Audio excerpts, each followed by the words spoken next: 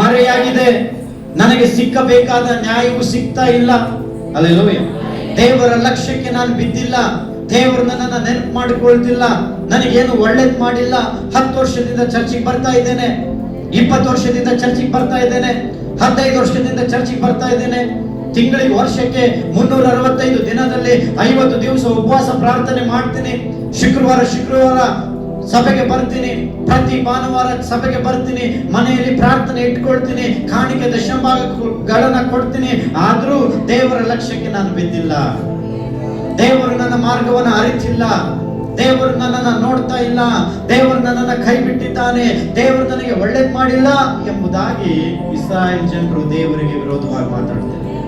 ಅವ್ರು ಮಾತ್ರ ಮಾತಾಡ್ತಾ ಇಲ್ಲ. ಇವತ್ತು ಕೆಲವೊಂದ್ಸಲ ನಾವು ಕೂಡ ದೇವರಿಗೆ ಏನ್ ಮಾತಾಡ್ತೇವೆ? ವಿರೋಧವಾಗಿ ಮಾತಾಡ್ತೇವೆ. ಅವ್ರೇನ್ ಮಾತಾಡಿದ್ರಲ್ಲ ಅದಕ್ಕೂ ಡಬಲ್ ಆಗಿ ನಾವು ದೇವರಿಗೆ ಮಾತಾಡ್ತೀವಿ.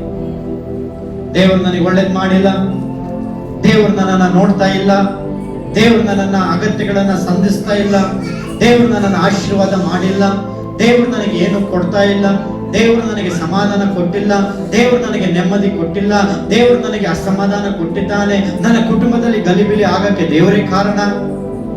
ಹಲ್ಲೆಲೂಯಾ. ಅದಕ್ಕೆ ದೇವರು ಇಸ್ರಾಯೇಲ್ ಜನರಿಗೆ ಹೇಳುತ್ತಾನೆ, ನೀನು ಆ ರೀತಿಯಾಗಿ ಯಾಕೆ ಅಂದುಕೊಳ್ಳುತ್ತಿ?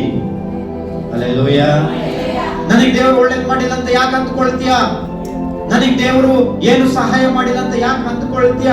ನನ್ನ ಮಾರ್ಗವು ಯೆಹೋವನಿಗೆ ಮರೆಯಾಗಿದೆ ಎಂಬುದಾಗಿ ಯಾಕೆ ಅಂದುಕೊಳ್ತೀಯ? ಹಲ್ಲೆಲೂಯಾ.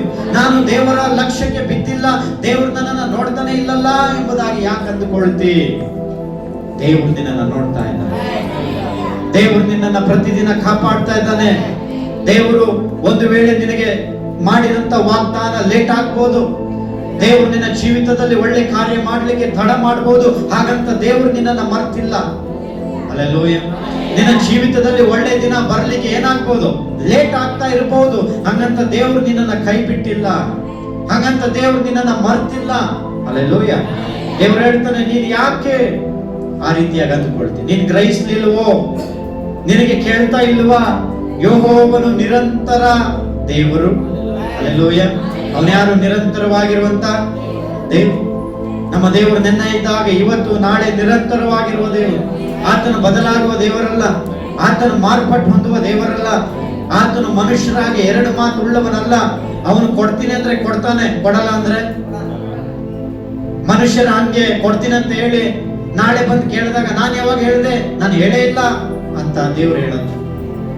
ಮನುಷ್ಯರಂಗೆ ಅಲ್ಲ.